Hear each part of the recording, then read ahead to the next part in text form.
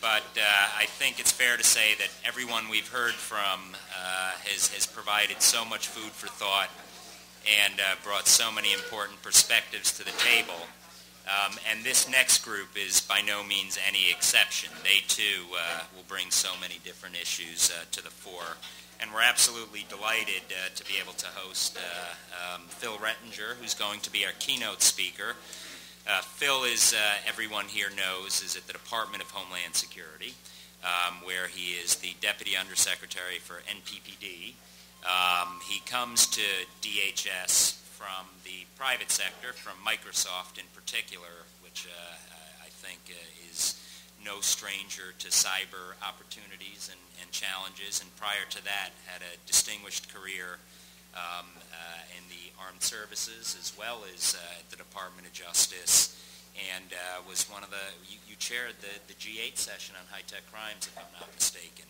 So Phil is no 912er in the cyber environment. He's been involved in these issues before they were issues in one various manifestation or another. And Phil, we really are privileged you're able to take the time here. I know you've had an insanely busy schedule with it being Cybersecurity Month, or actually, it's no longer. The clock ticked. It was. So you've been out and about spreading the word, and Phil, thank you. We're here to talk implementation. So how do we translate some of the nouns into the verbs? And I couldn't think of a better person than Phil to kick off the discussion, and then I will introduce the panelists accordingly. So Phil, thank you. Thank you. Good afternoon, everybody. I think I'm going to speak relatively briefly, and I'm going to key off something Neil said at the close of the last panel. And we'll see. I may take issue with something you said, or I may not. So here it is. Neil said that we've sort of, aggregated, and we've got kind of, if I could paraphrase, we got too many cooks in the kitchen. Too many people doing this, unclear roles and responsibilities. Kind of agree in part and disagree in part. And here's what I mean by that. I actually don't think we'll disagree once I say this. The overall statement that I want to make to all of you is that no matter what we do, cybersecurity is going to remain a distributed responsibility. Cybersecurity was distributed before the creation of the Department of Homeland Security and is distributed after the creation of Homeland Security. Our mission, all of us collectively, is for that to be an effective as opposed to ineffective partnership. Now, here's where I agree with Neil. Over time, we've built up these different things, and different people have taken on different roles and responsibilities, and you see this in public-private partnership, where we built new organizations, and we've never gone through and sort of said, what are your roles and responsibilities? We've never pruned the tree as we've gone forward. And that's a problem, because now we do have a lack of clarity.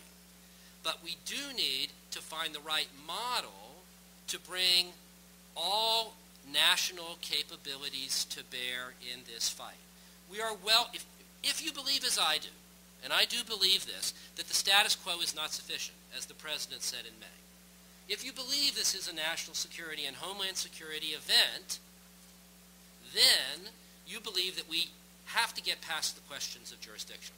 Instead, it's a question of who can do what, and how do we knit them together the most effectively. So I draw from that, and we can have a discussion about this. I'm going to end pretty soon so we can have more time for Q&A.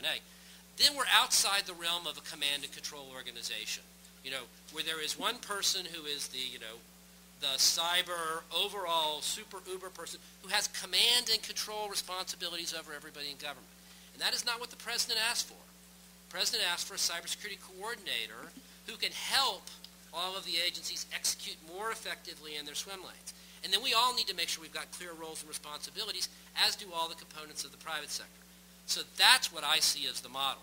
If I could go back, we were talking before, I came out of the computer crime section. A lot of us, like Steve and I, worked together during that era. My former boss, Marty Stansel-Gam, who was the section chief, used to like to say that we need, the metaphor we've got here is a soccer team.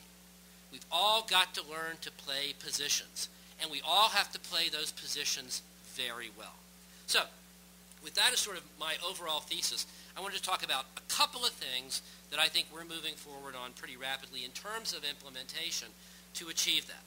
In terms of achieving clarity of roles and responsibilities, one of the key areas where DHS plays most heavily in the deterrence game is an incident response. So one of the key action items we took out of the Cyberspace Policy Review, formerly called the 60-Day Review, now the Cyberspace Policy Review, was to develop a new cyber incident response plan. That is a new cyber incident annex to the National Response Framework, right? And this is something sort of new, right? We need to have a set of clear roles and responsibilities, and again, to key off what Neil said before, a playbook for how we will all work together across all government components and all private sector components in the event of a significant cyber emergency. And it sounded like Neil was actually using my talking points at one point, because the thing I like to say is, when a bad event happens, the last thing that anybody is going to do, I always use the private sector instead of the secretary, but the last thing anybody is going to do is say, oh, bad event, what do I need to do? Where is my binder? That just doesn't work. Nobody's going to do that. In the event of an emergency, people do what is built into the DNA of their businesses, government or private industry, and they scale. So what we have to do is we have to figure out what are the roles and responsibilities, how do we build that in a highly actionable way, and then we ask everybody, government or industry, to build that into what they do day to day so we can scale to the emergency. Now, the other thing I'd say about what we're doing on this is it's a big group that's developing the cyber incident response plan process. DHS is leading the effort, but we're doing it a little differently than it's been done in the past in some other events. We're not waiting till we're 95 or 98% through the process, but across government, across industry, everybody's been invited to the table from the start. And so we hope to have a truly national cyber incident response plan process with a draft that'll be ready for intergovernmental coordination in December or early January. So that's the second thing. The third thing, and the second thing I wanted to talk about that we're specifically doing is, besides having the plan, we actually have to have the capabilities to execute and respond. And part of that, to me, the biggest part of that is people. We're growing our organic capability. In the last year, the National Cybersecurity Division, which is the biggest cybersecurity component that reports up to me, has more than doubled in size. During the course of this year, we're trying to grow from, at the close of the last fiscal year, about 115 people to about 260 people. So that's, again, a growth of a little under 150%. So you can see that over time, we're building up that capability, and one of the things that the Secretary announced early in Cybersecurity Awareness Month is we got some new authorities from the Office of Personnel Management to be able to hire those people more effectively and rapidly. So if you're in the private sector or another government agency, I may be calling your folks. We're trying to bring them in as rapidly as we can. The other thing is we need to do is build out the right organizational capabilities. And just on Friday of this last week, I don't know if you saw the press reports, we opened the National Cybersecurity and Communications Integration Center. So this goes a little bit also to the question about clarity of roles and responsibilities. So over time, we built up a number of different incident response centers throughout the government, and even within DHS. So we inherited from DoD the National Coordination Center, which is the Incident, Physical, and Cyber Response Center for Telecommunications. We built up US CERT, which is the Incident Response Center for IT events, IT security. And created under NSPD 54 HSPD 23 was the National Cybersecurity Coordination Center, which is another sort of an interagency body, which you probably heard a little bit about earlier today, that's intended to coordinate across all of the different government's cybersecurity operations centers.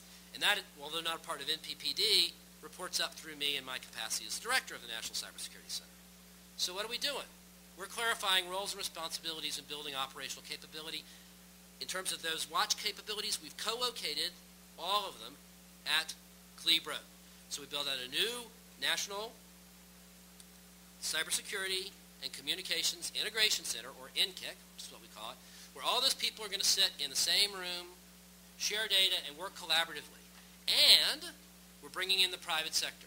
We'll start with the people that are in the National Coordinating Center, because we already have telecommunications people from the private sector there, and we're going to build up IT people and other people over time. There'll be full liaison through the NCSC and otherwise to other key government components. So we'll be able to integrate more effectively, and both in deterrence and generally, have one team, one fight across the government. It's another significant step forward, building out the foundations of work that will enable us to succeed in the future. So with that, I could talk more about the different things we're doing, like National Cybersecurity Awareness Month and all of the other things, but I'm happy to talk about those more in questions. So I think I'm going to be quiet and hear what our other learned panelists have to say, and then look forward to the Q&A. Oh, Phil, thank you, and thank you for laying that out. And I might note, and this is not to take away from your previous job, you sound like more of a Linux approach than pretty open source in terms of distributing, sharing. I like to hear that. So, but in all seriousness, that is an enlightened way to look forward, and I hope that we have an opportunity to discuss some of those options, including where you see and whether or not we need other appendices to the National Response Framework and a prevention side and the like. But first we'll hear from Jeff Cooper.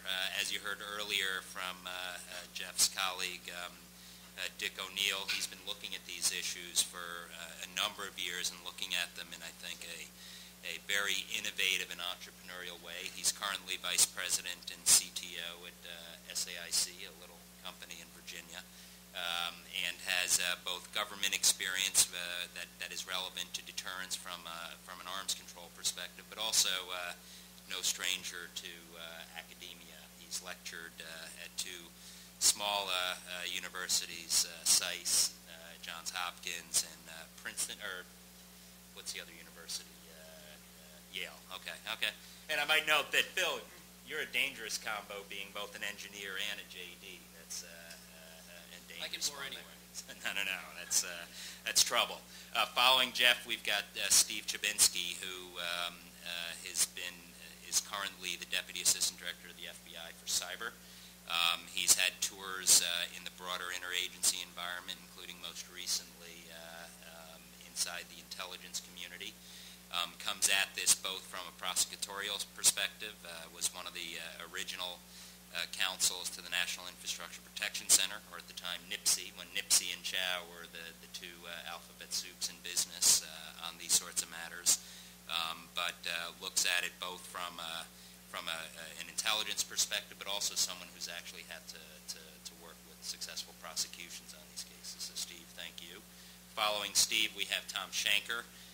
Thom Shanker is on a very regular basis on page A1 of the New York Times, has written on a whole host of different matters, including cyber deterrence and where the Department of Defense is going, but also beyond. I highly recommend, if you don't, it becomes the dominant discussion in Washington anyway, but he's got some of the best writings in terms of Afghanistan and some of the challenges we are facing overseas. And last but certainly not least is a very good friend and colleague for a number of years, Suzanne Spaulding. Suzanne has been staff director, I think, of every major commission that has looked at these issues before there was a proliferation of commissions, before 9/11, on all matters relating to terrorism, WMD, CBRN. She was also counsel and staff director for the Senate Select Committee on Intelligence on the House side as well, and also served as counsel inside government agencies. So we've got a really rich panel discussion here, and if I can ask everyone to, the tyranny of time does require we be somewhat brief. So Jeff, the floor is yours. I wasn't intending to, but since Dick earlier, O'Neill opened this, let me just read a couple of sentences, because I think I want to take a somewhat contrary view to much of what it was said this morning about deterrence. I'm a child of deterrence. I grew up as a nuclear targeteer and planner. I spent the first 20 years of my professional career doing that. I wrote the guidance on the shift to limited options in 1974 and was involved for the next 15 years in doing the DG in New Web. I'll quote from a paper because I'm more likely to get this right than if I speak ex-temp. Perhaps one of the greatest challenges in seeking to apply deterrence to the problem of cybersecurity is to move beyond the almost inevitable but simplistic response of how can you deter if you don't know who committed the act. This instinctive reaction arises from a common but misconceived notion that deterrence, especially nuclear deterrence, rested largely, if not solely, upon the threat of large-scale retaliation. Deterrence, however, actually operates by affecting the entire decision calculus of a potential actor. And that calculus has two basic elements. Potential costs must be measured against potential gains. And each of these elements has, in turn, two components: value gained or lost, and the likelihood of an outcome. Looking only at the value of the gains and losses is an incomplete specification of the problem. Even very large potential gains can be discounted significantly when the probability of success is very low. Similarly, even when extremely small likelihoods of bad outcomes can be offset by the magnitude of truly horrendous outcomes if they should occur. We spent, from the early 1950s, dating to the second Rand bomber report in 1956, through the end of the nuclear period, far more effort on assuring the survivability, robustness, and resiliency of our nuclear forces, the early warning, command and control, and attack execution than we did on the offensive forces at any point through that period. Why? Because everybody understood that if the system wasn't robust and survivable, the rest of it didn't mean anything.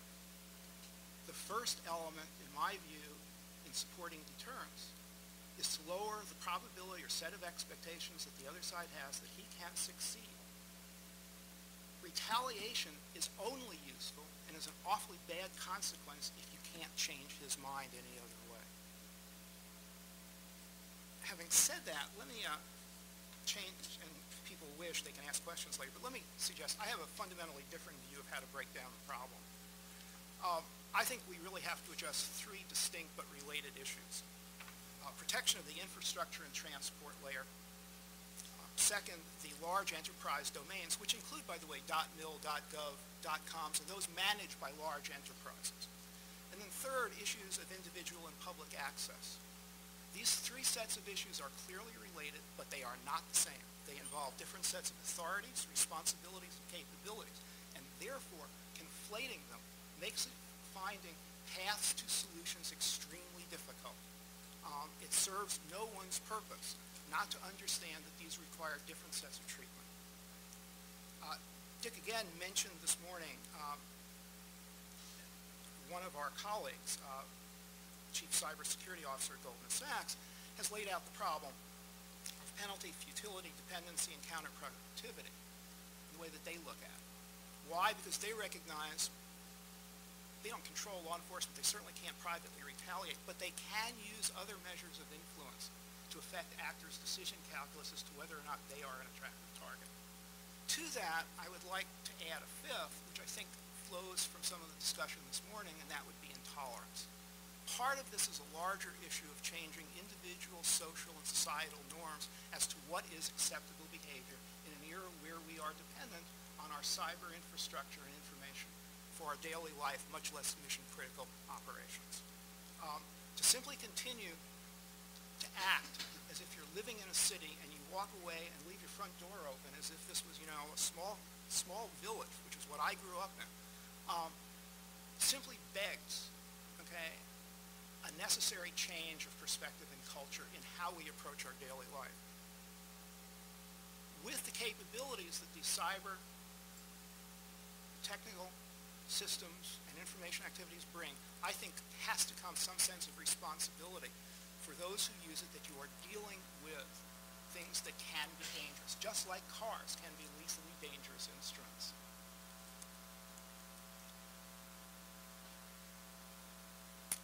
I think an issue that has been largely overlooked in most of the writings and discussion was touched on by Jim Lewis in his very short paper that came out a couple weeks ago. We often talk about cyberspace as if it were the equivalent of the high seas, that sort of it's everywhere but nowhere. But in fact, as Jim pointed out, it rides on a physical infrastructure that sits in specific places and, by the way, is owned and governed by specific owners and within national laws of somebody. As a result, I think you have three questions that arise from that recognition. Where can we exert sovereignty? Where can we extend sovereignty through collaborative actions with friends, allies, and those who may have common interests at points in time? And third, where can we enforce, in those areas where we can't exert sovereignty, where and how can we enforce responsibility for the activities that are carried on in areas of other people's sovereign control? The information that flows in cyberspace may obey the sort of new laws of new physics, but the physical infrastructure obeys the laws of classical economics. And it's important, I think, to recognize that there is a distinction between those two regimes. Finally, to cut this short, again on this issue of control, sovereignty, almost every transaction, operation done in cyberspace, since it rides on commercial systems, is governed in one way or another by a set of commercial T&Cs. And if we are unwilling to use those mechanisms of influence and control, I think we simply are misunderstanding the problem. There are mechanisms that can exert influence in both the non-physical and physical areas attached to cyber, but it has to be done in a significantly different way than we've thought about it in the past. Thank you, Jeff. I can't help but think of James Q. Wilson and George Kelling's broken windows theory and whether or not there is an actual application in the cyber deterrence environment. I'd be curious what some thoughts are there. Steve, thank you. First, I appreciate the opportunity to speak here today. We've heard a lot of great ideas, and quite frankly, it's hard to separate them out and make any individual sense of them for moving forward on implementation. And when we think about deterrence, I agree that we're thinking about either raising the costs to our adversaries so they won't engage in the activities that we find unacceptable in a way that we can verify what's happening, and perhaps in a way that we reciprocally will also agree to restrict our conduct. On top of that, though, one could imagine that we can engage in deterrence by making our systems impenetrable. I've heard that hope is not a strategy, and I think that that would apply to that particular perspective. And so we constantly look for leap-ahead technologies to see, as Laurel and Hardy might say, this is another fine mess you've gotten yourself into. Can we get ourselves out of it? And we wait for that day, but until that day comes, we better start doing something, because like the roads that the Romans built to extend their reach, they were also quite useful to extend the enemy's reach into their city walls. And so we don't have time to wait, and we have to break down this problem. And I agree with Phil that if anyone's looking for one particular agency, one particular government, or one particular sector to be a solution, that day won't come, because the problem that we're facing is multifaceted, and both the infrastructure and the authorities are distributed. So we do have to work better together. In that regard, we often hear for implementation that the result should be some form of information sharing. Information sharing is not the answer. Information sharing, as one of my colleagues back at the FBI says, already assumes that you're not working together and need to get the information to somebody else. Collaboration is the answer. And we've seen that this could work for implementation of our strategy, actually creating the groups that have both the knowledge of the data points, what's happening, and the ability to actually act upon them. So what is happening, and how do you break down a problem this large so strategically we can move forward on implementation? The way we started thinking about it when we were working on the Comprehensive National Cybersecurity Initiative, and we brought both government and industry together to start thinking through this, is the beginning we started thinking about those government and industry actors that were involved in computer network defense, or computer network attack, or computer network exploitation, and those distinctions quickly, I think, fell by the wayside as being a waste of time. They were really quite irrelevant, because the problem and the solution set doesn't define itself along those categories. They bleed amongst each other. And then we started thinking about which of our authorities or industries act domestically, act globally, what is the reach. That also was not a very productive way of thinking about implementation. And finally, I think we came upon something that helped decide where our efforts can go into feeling more productive as to whether our strategy is addressing the complexity of this. And that was in looking at what the threat vectors are. People have a tendency to view this problem as a remote access intrusion problem solely. Of course, that's part of the problem. But any implementation plan that thinks that it's going to be network-centric and only involved in looking at what's coming from abroad better really get straight and realize that that's not going to be the entirety of the solution set. And when we broke down the vectors, we realized that we have the following categories. We have supply chain and vendor issues, and these were recognized in Senator Collins' remarks today, that before we even have a problem with remote access, the very infrastructure that we're using can already be owned by our adversaries, with very little way to have any hardware assurance, data insurance, environment insurance.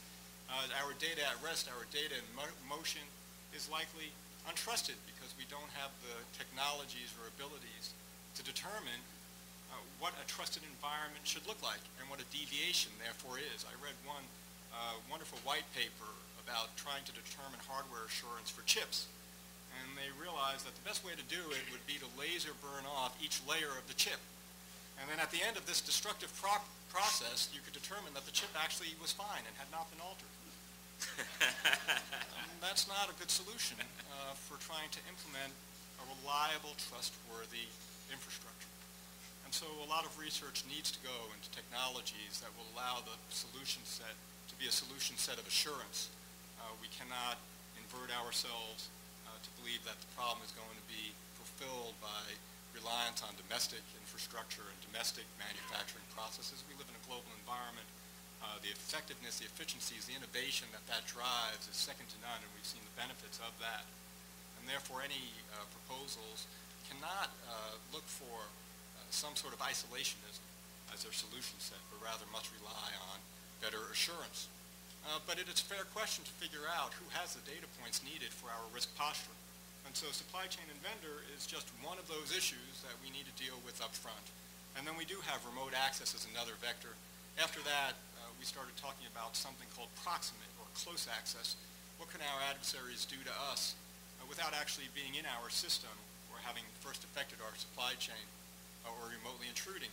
And we realized that especially because of wireless devices, either passive monitoring or actually stealing your network, or should I say, steering your communications into somebody else's network, an evil twin sort of attack, is an option that a lot of our adversaries can take advantage of. And so that was another threat vector. And then finally we had the insider threat, composed either of those employees who are sent to you by foreign intelligence agencies or competitors, your disgruntled employees in times of bad economies. That surely is on the rise. And then quite frankly, well-meaning employees who routinely violate security practices because they just don't seem to jive well with the needs of the business. And in that regard, we've obviously placed a lot of control for our risk posture in the hands of individuals who in no way, shape, or form should be able to determine the risk posture of major Fortune 100 corporations, no less the government and the military establishment. And so looking through all of that, if you looked at those vectors and you're trying to figure out how are you going to implement strategy that will make it less possible for the adversary to operate with impunity, make their costs drive up, we layered on top of that the classic risk model. So what government agencies and private sector and international partners can help drive down the threat, which ones can help drive down the vulnerability, and who can help lessen the consequences of successful attacks. And if you pull all of those together and you find that you're lowering the threat actors, the vulnerability, and the consequences in each of those vectors in supply chain, remote access, close access, and insider access, then you're really off to the races. And you'll see in doing that different departments, agencies, industry, international partners actually do have a space to work together, not to share information, but actually to collaborate.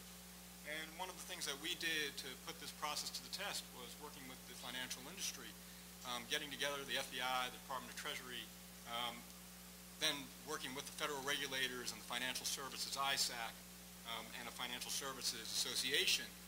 We decided that during an ongoing investigation into some 200 cases, we would actually bring the financial services representatives in to look at our data to figure out whether it was relevant and whether or not they could find information in that they could action.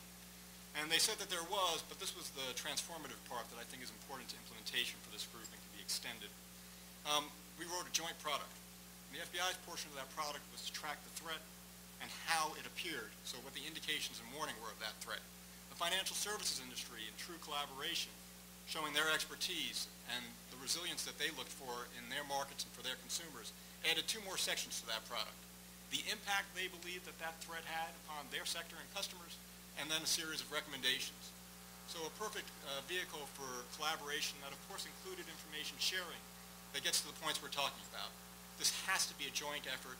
Doing that, we actually can go after the threat actor, bring the fight back to the threat while making sure that our vulnerabilities and consequences are less. When you do that, you'll have a fairly good chance at deterrence. Steve, thank you. And I'd be curious when we get into the Q&A, your thoughts on whether or not a strategic and or tactical indication and warning capacity is something that's within reach, or whether it's something we're just dreaming for technological solutions to more difficult challenges. Thom, thank you. Great. It's an honor to be here. In many ways, I feel like a living, breathing example of those early childhood education experiments where you show the kids 5 pictures in a row. In this case, 4 of them are shiny new cars, and one is a beat-up old Jeep, and you say to the toddler, which one's different? Well, I'm the one who's different.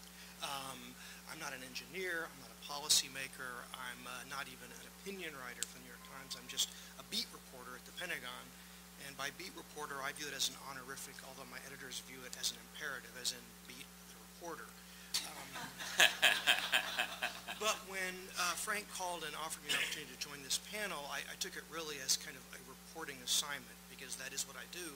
And so what I can bring today in the 10 minutes allotted me are sort of a distillation and synthesis of how the senior leadership, civilian and military, view this problem, which is a little bit different from some of the civilian speakers, and certainly reflects the fact that I spend my days inside a structure that has 5 sides but a million angles. The first question in the deterrence conundrum, of course, is one that's come up every panelist today, which is attribution. So I won't even spend any time describing that as a problem.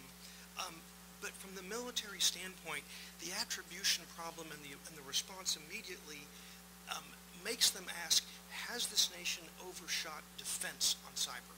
I mean, is everything built around the firewall?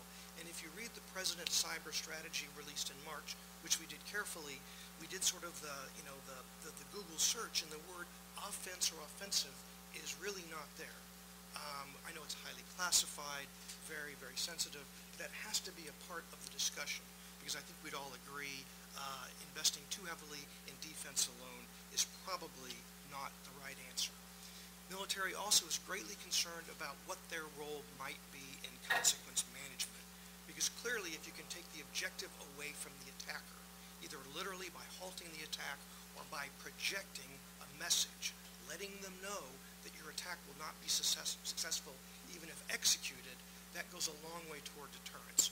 But as we saw with Katrina and a lot of the debates as Northern Command was stood up and how it executes its mission, the military is still very, very uncomfortable without clear directives about what its role would be in catastrophic cyber consequence management here in the homeland. And as we talk and as we walk about these things, I don't think those answers have yet been put before the American people. A really interesting pillar of the debate across the river are the challenges to the laws of armed conflict and cyber war. Over the centuries, great amount of scholarship, practice, and treaty law has clearly defined when an attack is legal, what are the parameters for preemption, and so on. That is really not yet spelled out clearly in a cyber attack. To take the most obvious, if you go after an adversary's power grid, but a maternity hospital is on that power grid, well, is that legal under the law of war? What is commensurate? What is reciprocal? And unfortunately for cyber, the laws of war have not caught up at all, especially in this area of proportionality, which the military spends quite a bit of its time thinking about. Geographic boundaries. Clearly, the combatant commanders spend a lot of their time trying to understand how to work the cyber question inside their area. But as has been mentioned several times here, A cyber attack may flow through a neutral country. It may flow through a country that doesn't even know its servers or networks are being used. What is the military commander's responsibility in that regard? Under standard practice, the ambassador is the lead agent. The combatant commanders work through them. But when the cyber attack is moving at electronic speeds in a time of nanoseconds to respond, the military wants to know, will they be allowed to have systems in place that respond in a timely fashion, which I think probably would not allow a call to the ambassador or working through the heads of state. When the military looks at cyber preemption, cyber defense, cyber offense, they of course are constantly reminded that as the nation most dependent on these capabilities, they also feel themselves in some ways the most vulnerable. And they're also deeply, deeply concerned about a privacy debate. Phil and I were chatting ahead of time, and I guess I would suggest to all of you, especially those who are serving our country in public office or appointed office, I don't think the leadership of the United States has had an adequate discussion with the American public about the implications of cyber. You count the number of times the president's spoken on healthcare, putting aside the number of times he hasn't or hasn't spoken on Afghanistan. But if all of you nice folks in this room believe that the cyber debate is important, you have to engage the American public. You have to tell them what you're intending and what you're thinking and how it may affect their individual rights to privacy. One senior officer I spoke with tried to sort of pitch me on his worldview, which was that when a traveler from overseas on an American passport lands at Dulles, he or she are quite sympathetic to the fact that customs may open their suitcase. This officer put forth the metaphor that email is like that suitcase coming into Dulles, and that the government or the military or someone has the right to open and inspect your emails as they enter our domain. If you think the American public is ready to accept that metaphor, well, I think you would have to rethink that question. So at the end of the day, I'm in great favor of engagement and dialogue, panels like this, but I think it's incumbent upon the officials in the government working it to really promote and extend the dialogue with the American people. There's a good reason we invited you. Probing, ask the hard questions, see the signal through the noise, so thank you. Suzanne. I'm going to hit a few highlights. I want to start by strongly endorsing your final point there about the need to have a more open public discussion, debate, and dialogue on this, and I'm going to close on coming back to that point. But I want to talk about the value of counterintelligence in this arena, which I think has been really largely overlooked and seriously undervalued by policymakers. And as proof of that, I look at Melissa Hathaway's otherwise really outstanding work and good report, though it was better before it got watered down. But I noted that in that entire report, there was never a mention of counterintelligence, which I thought was really quite striking. And if Jim Lewis told us this morning the number one threat, as he outlined the threat, was from espionage. Dick O'Neill talked about it. Others have referenced. That's what we're seeing every day, every minute of every day. And to counter that, you really need strong and very effective counterintelligence. Roger Cressy talked about the capability intent. He called it debate, but sort of shift in emphasis over time from the Soviet days to Al-Qaeda. And then he said, when it gets to cyber, it falls apart. Well, I disagree. I think actually what we see in cyber is that flipping back and forth continues, because I think in the cyber arena, we have ceded it to the techies. And the result is that we've focused all of our effort and energy, virtually all our effort and energy, on capabilities. We've spent a lot of time, certainly in the intelligence community, trying to figure out what the adversaries are doing to us, which is really effectively what are the capabilities, and not nearly enough time, effort, and energy on what is the intent. And so strategic counterintelligence, what is the strategy of our adversaries? Not just what are they doing day to day in any particular element. What is their overall strategic strategy? And to understand that, we have to understand what it is that they know about us. What do they have already? And what are their gaps? So we need to do a gap analysis on their gap analysis, which is to say, what do they not know about us? What are their misunderstandings about us? And what don't we know to be able to answer that question? which under the new D&I processes, thanks to Mary Margaret Graham, now drives collection, so that we begin to get a better sense of what is it that we really need to know and why. Having that is going to help us with the attribution problem. Martin this morning, listed all the ways in which you might be able to do some kind of attribution. At the end, he said, and then there's human, but that's enough said about that. Well, in fact, traditional intelligence and counterintelligence is very important in that regard, and it's not just human. It's also important in terms of the early warning and indications that you talk about. We need to know in advance, and if you have effective counterintelligence and traditional intelligence in that regard, you're going to get more advance warning potentially than you will from looking simply from a technological standpoint, at which point it's already coming at you in order for you to be able to see it. And then it's going to help you prioritize, and I'm going to come back to that again. Others have said if you're trying to protect everything, you can't protect anything, and I want to come back to this notion of moving away from so much secrecy. And so we've got to, the foreign minister talked about the vulnerability at the interface between the human and the machine. As our vulnerability, it is also our adversary's vulnerability. And we need to be as effective exploiting that. And that's, again, sort of kind of traditional counterintelligence. The next point I want to talk about is the legal framework in terms of implementation. There's this game of chicken going on. It's a traditional game between policymakers and lawyers about who's going to go first. The policymakers... Not unique to this space alone. It's pretty, it's common, but it's going on very much in the cyber arena, where the policymakers come to lawyers and say, what can we do? And this is particularly with regard to DOD, right? Comes and says, what can we do? And the lawyers, well, tell me what you want to do. And then I'll, apply the law to that and tell you, well, no, you got to tell us first. And I've been on both sides of this. I've been in the policy arena, and I've been in the legal, as a lawyer advising these clients. And I actually side with the lawyers on this one for the most part.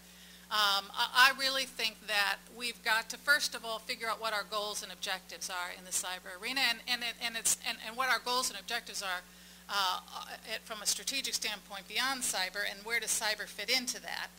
And then what is our strategy for accomplishing those goals and objectives, and then what are the actions we'd want to take to do that. And then you take it to the lawyers.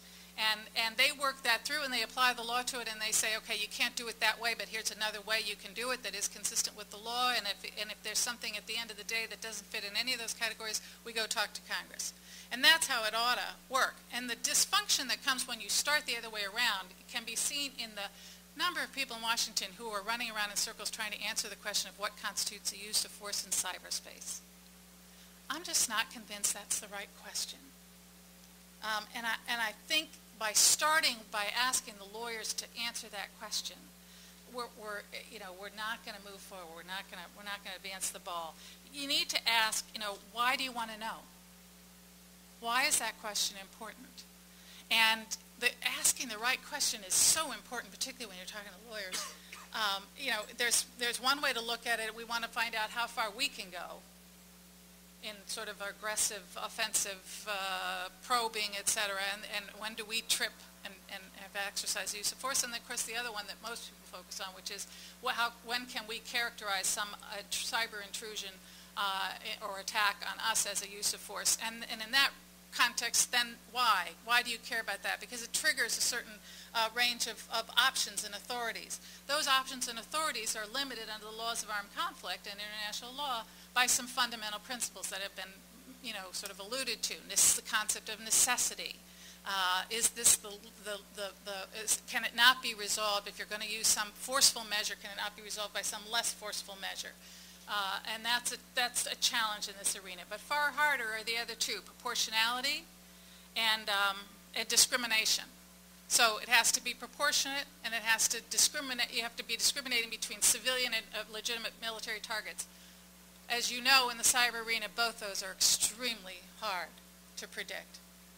What effect, if you're talking about a cyber response, a cyber action, figuring out, knowing with some certainty what effect it's going to have, and therefore whether it is in fact proportional, given the interconnectedness of networks and systems, and second, that it's going to be targeted only at military facilities and will not have these cascading effects into civilian. incredibly hard. And so those are the principles you should be wrestling with. And I think that is something to come back to, and Lee alluded to it in terms of when you graft existing law and when you don't. You've got to look at the fundamental principles. Don't just look at the statutory law. What drove that legal language? What drove that standard? What was the fundamental principle behind it? And let's see how that applies here.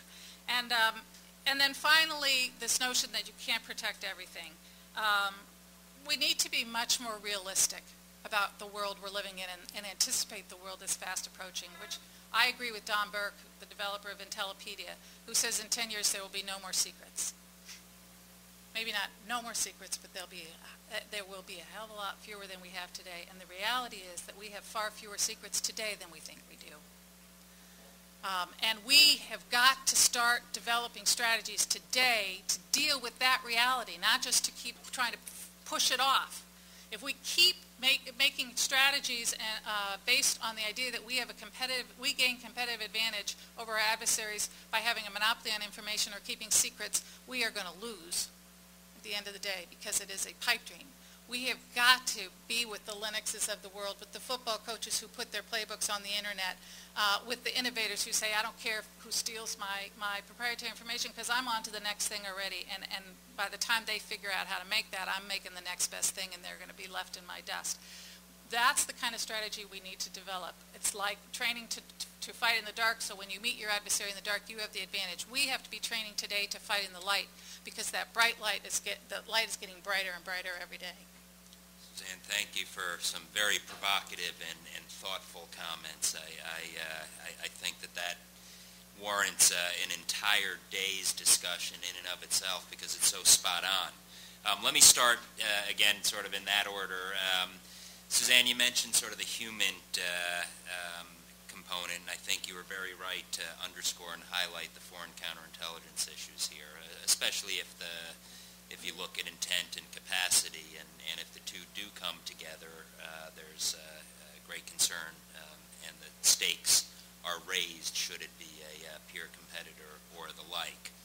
The question I have is, are we actually misthinking this entirely? Isn't it where technology is going, the convergence of human and technical means? It's not very clean, clear-cut, distilled disciplines anymore, but rather how one enables the other and vice versa. And I'd be curious what your thoughts are there, because it does have implications for fighting in the light, which I think is spot on.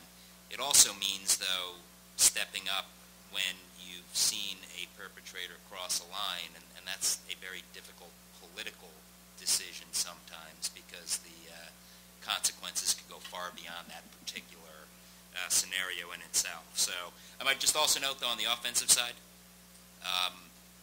not only the issues that you raised, proportionate and discriminatory, but there's also the very real reality that once used, it can be used against us and captured. And quite honestly, we've got an awful lot to lose given our dependency upon the internet and beyond. Thom, couldn't agree more in terms of the transparency and the debate that needs to be had. The reality is that debate's a difficult one. How is this purely an issue of the bully pulpit? The reality is, I think that many in this room would recognize the significance and the importance of some of our offensive capacities and the need to be able to have a mixed bag toolkit. Problem is, when we hear about it in the New York Times, not only does it compromise it, but it may not in itself tell the whole story. How can government work better with media, recognizing that these are challenges, and quite honestly, media has a responsibility to be the watchdog of the people. How would you see that playing out if there was recognition that this is something to bring to the American people? Because you're right. Unless we have that debate and discussion with the American people, there's going to be a lot of strategy masquerading as a lot of tactics masquerading as strategy. Steve, indication and warning. Can we really get to that point? I'm somewhat reminded of the debate right after 9/11. Do we string them up or do we string them along? At what point do you discern you want to be able to move in, and do we want to have a zero threshold set of issues that is not discriminatory based on perpetrator, but based on act. Is that possible? Where should we be going in that environment? Jeff, I would be curious your thoughts on the broken windows theory. I don't know how versed you are on James Q. Wilson and Kelling's philosophy, but that is just a whole new dimension to deterrence when in reality it is social deterrence when you get down to it at the very grassroots level. And Phil, we've had a month of awareness, and you've had the opportunity to see this issue from so many different perspectives.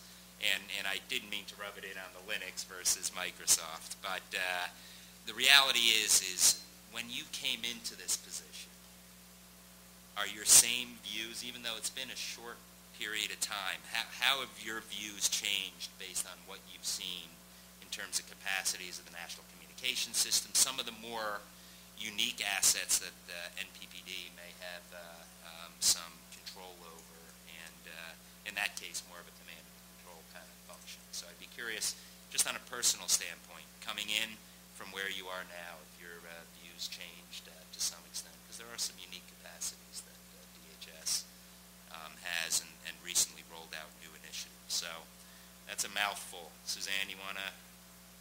Yeah, on the convergence of human and technical, you're absolutely right, and we've been working toward that for a while. Charlie Allen, as the first deputy director for collection, really paved the way on bringing those disciplines together in a unified kind of collection strategy. And I'm pleased to see that the current DNI is moving in that direction in counterintelligence with the movement from transformation of NCIX to the Office of the Director of National Counterintelligence, on a par with the other deputy directors, recognizing counterintelligence as a core mission commensurate with collection and analysis, and leveraging all of the authorities of the DNI to do just that, to bring the community together in a cohesive way.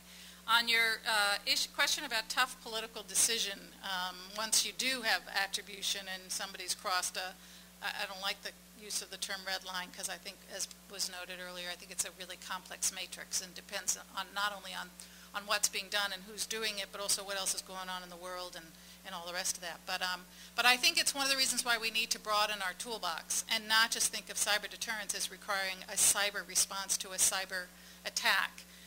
And I love David Granis' idea of an ambassador for cybersecurity. I think we need to work to really develop tradecraft, diplomatic tradecraft in the cyber arena that we don't have today, and in the economic realm, and we need to have more tools, and it'll make it easier for policymakers to more, with greater granularity, fine-tune their response. As far as the debate about how the government talks to the people, I mean, like it or not, the relationship between the government and the media is like a marriage. Now, it's a dysfunctional marriage, but we stay together for the kids. And, the kids, of course, are the American people, and we all care about them, and so we are stuck in this. And, of course, before you get married, you have to be engaged in enough of that sort of terrible metaphor.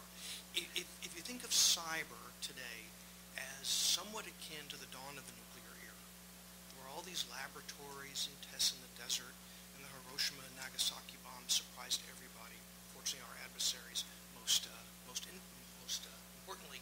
But if you look at the amount of writing and public discussion about nuclear weapons and nuclear strategy in the years that followed, I think clearly that's a model for how the government can work with the responsible media to educate the public about this new tool of warfare, cyber, that in its own way is as important and as revolutionary as nuclear arms. I've spent a lot of time embedded with special operations forces. I've spent time in the intelligence community.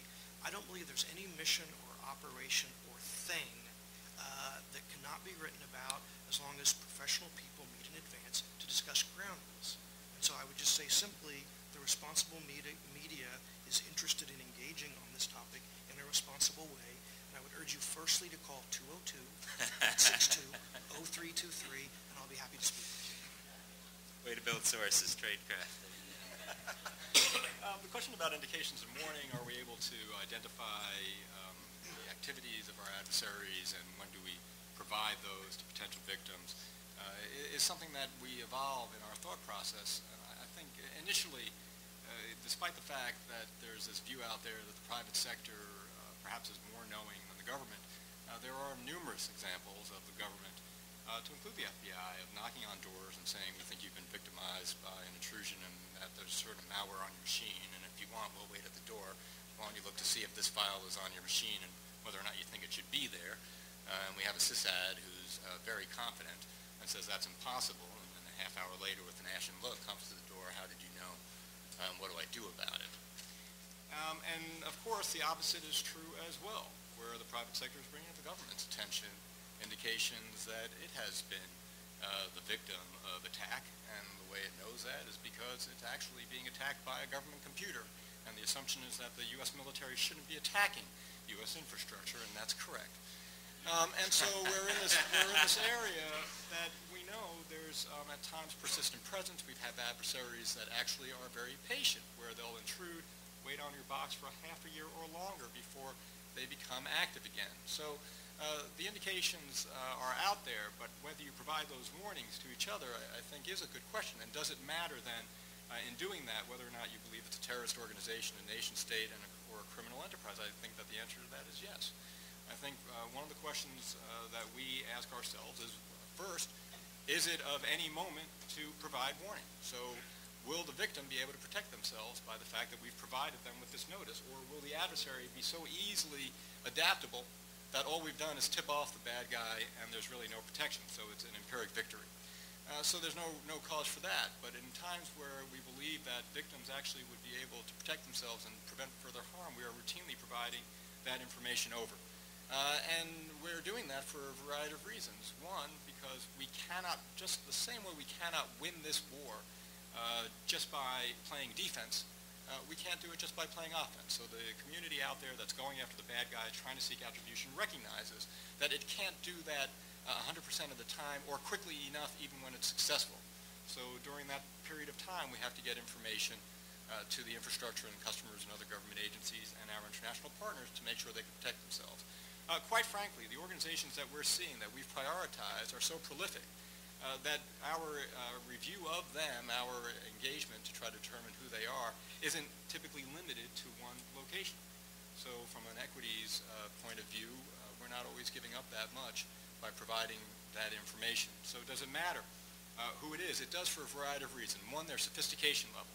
In tipping off some victims, you have to play this out, and we do. If a victim tries to defend themselves, is it possible that that will actually ratchet up what the offense, the adversary, is doing to them? And we have seen that, where well-meaning, although ultimately unsuccessful victims try to actually change the game and do something that the bad guy doesn't like, only then to really get the wrath of that adversary. So it's very important for us to be able to provide some information to the victims of what they think the next likely steps would be from the opponent if they start taking these protective measures. Similarly, from our perspective, if it's a criminal activity, it's much easier to imagine that our threat investigation not only will have other opportunities, but that we can follow the money. We talk about the lack of attribution. I'd like to talk about the fact that sometimes we have very good attribution, especially when we're following money. And after all, we're talking about a communication medium that by definition has to have a known beginning and end point. So we are with success. This is not an area that we are without success. And if you would look at our international success just a couple of weeks ago alone, we had partners that if you were just to read in the open press, we're working with, in Cairo, we had the National Egyptian Police take down dozens of computer attackers who had U.S. victims. We've done the same in Turkey and Romania. And of course, within the United States, we've had success. So it would be unfair to those who are engaged in this battle to walk away from this thinking that we never have attribution. So we are doing that. We're engaging in equities processes. We are trying to notify victims more often. And I think ultimately we're becoming more successful in doing that. So on the indications and warning side, I think, again, working together, figuring out what information is relevant, and also sometimes you don't actually need to know how the bad guy is operating. All you need to know is what you can do to protect yourself. Yeah. No, that's a valid point. Jeff? To me, I think the broken windows is a subcategory of a larger issue. Classic deterrence was based on a very narrow set of issues. Decision makers within a, quote, classically rational context, state versus state actor, and basically a two-party adversarial relationship. The point, I think, first about broken windows is it's no longer a two-state, two-party relationship. Okay, every actor is enmeshed in a series of relationships and networks, and making decisions within social context brings a fundamentally different set of factors than the very narrow calculus that deterrence grew up with. So that's really important. Second, tying into something that Steve just said, which I think is really important, that social context may result in attribution or disclosure of bad actors, simply because the costs to other participants in the network with whom they engage become more or difficult for their business, right? Second, I want to come back to a point because I think, particularly in this larger context, it's important. When I talk about defense, I'm not talking about static perimeters and firewalls. It's building a robust, resilient posture is fundamentally not technical, but it's an operational thing. You changed posture, you changed activities depending on alert status and warning indicators. You generated the force. You altered your posture so that the other side didn't have a set-piece set of expectations about what he faced. And they were cued by the indications and warning system, by counterintelligence, right? Large part of what you did, everything from air defense identification zones to perimeter fences to other things within the nuclear complex and strategic warning complex, were intended not only to force disclosure of identity, but also to force disclosure of intent. We don't care who's doing this, but you've crossed a line of behavior that we're not willing to tolerate, right? It seems to me that our current posture is quite static. And recognizing, as Steve's discussion, that it's not just, attacks from outside. It's not just that we've built a firewall and a fortress, but the posture itself lacks heterogeneity. It lacks rapid operational changes in its posture. Yeah, it's hard when you have large systems because homogeneous systems make life a lot easier for sysadmins and certainly on the acquisition side. On the other hand, from a survivability and operational robustness point of view, that's a fatal attitude. And so all of these things, I think, work into this issue of a much more dynamic environment with many more factors attendant on it. Primary one may be of operations within social contexts.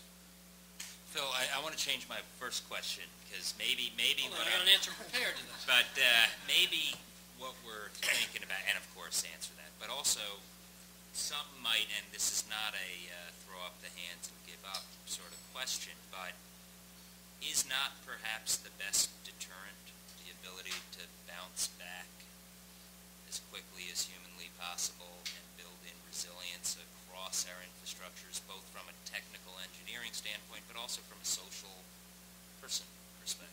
Is that something that the department is trying to bring together the technology people and policies to make that a reality, or is that kind of a crazy thing?